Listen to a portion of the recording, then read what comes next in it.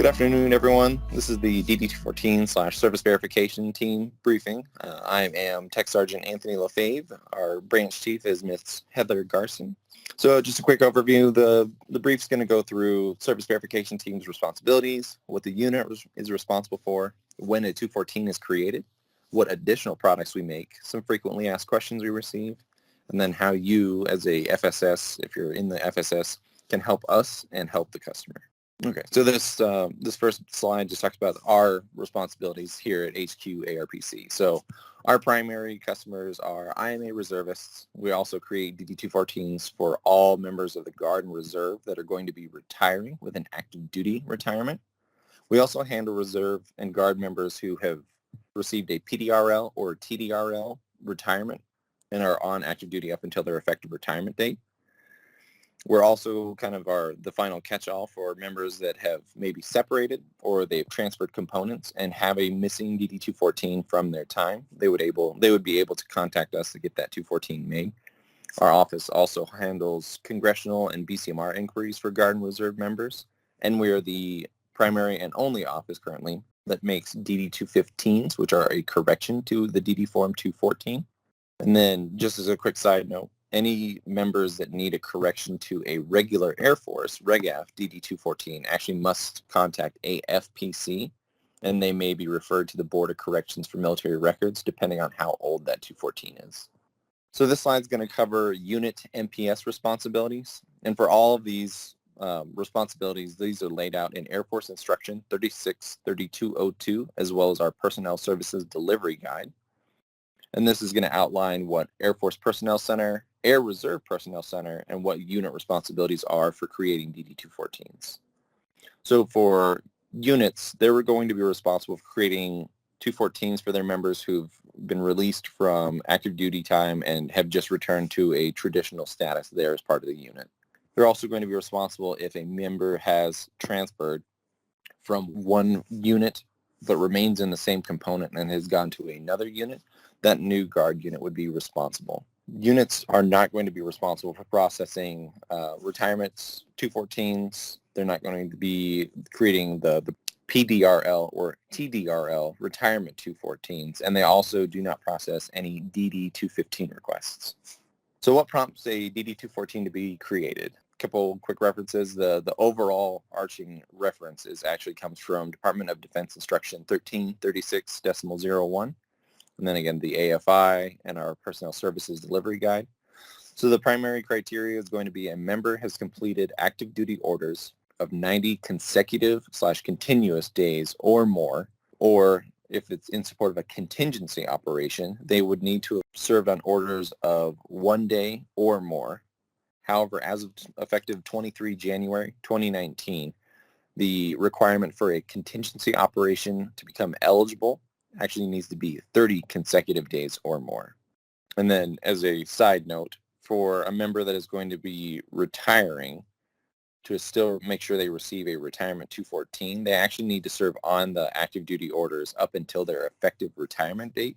So if they were to separate prior to, then they would not be eligible for a retirement 214. So this is just going to go over a couple of the other products that we make here at ARPC. So we assist members with what's referred to as the 1613 Statement of Service. And this is for Air Force Reserve members that are trying to buy back their time. And this would be for someone who is a civil service member who has, whether it's a state or federal job, that is trying to buy back time that they've served on active duty in the military and apply that towards their civilian retirement.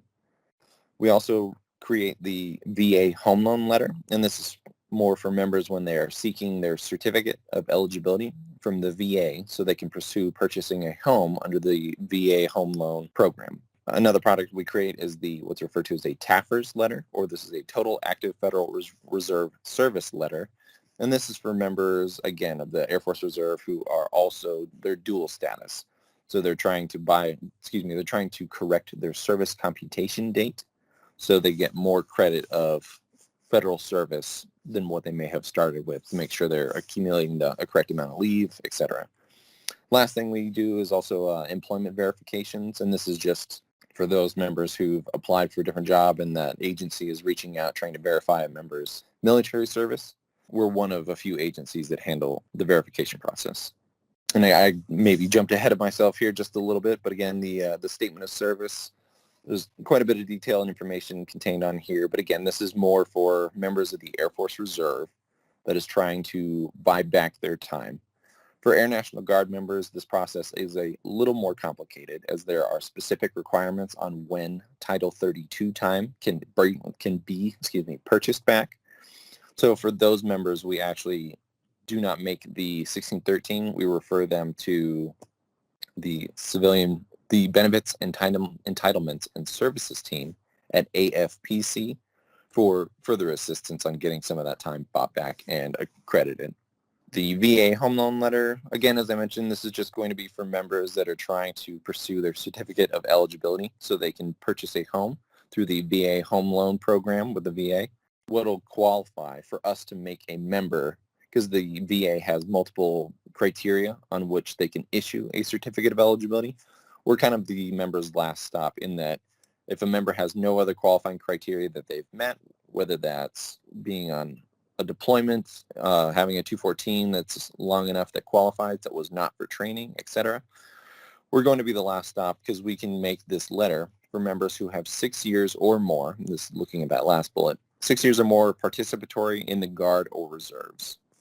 So some of the frequently asked questions, does a member need to complete a worksheet in VMPF? Certainly we encourage that that a member go ahead and initiate one just to be able to take a look at it, kind of understand what automatically populates, what kind of information will ultimately be on the 214 is subject to change as there are specific requirements in the AFI. The Personnel Services Delivery Guide actually spells out step by step, block by block, what kind of information is contained. But again, we at least it's encouraged that a member at least take a look to see.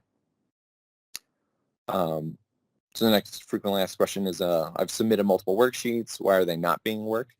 So members, well, specifically, IMA members must submit a MyPERS ticket to ARPC when they have completed a qualifying period of active duty orders, as just simply completing a worksheet and submitting it does not actually route that to our organization. So those worksheets will essentially float there in the internet indefinitely and not notify us that they're in there and requesting completion. So IMA members must submit a MyPERS ticket.